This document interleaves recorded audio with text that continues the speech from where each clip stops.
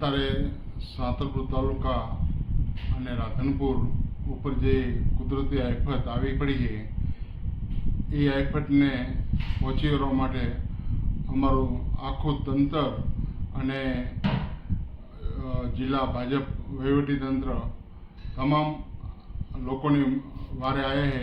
બીજી અમારી નાની નાની સંસ્થાઓ, ગૌશાળાઓ હોય, બીજી સંસ્થાઓ, આ લોકોએ બધે પહોંચાડવાનું જેટલું થાય એટલું પ્રયત્ન કર્યા છે.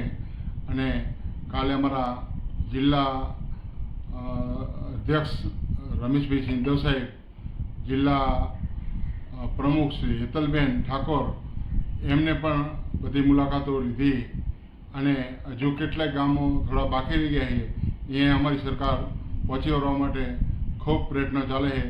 એમાં ધારો કે આંતનેસ હોય, રાજુસરા હોય, છાણસરા હોય, માધવપુરા, રાણીસર, આ તમામ ગામોને હજુ અત્યારે પ્રયત્નો બધે ચાલુ જ છે અને ઝડપીમાં ઝડપી વ્યવસ્થા થાય એવી અમે સરકારશ્રીને અરજ કરીએ છીએ.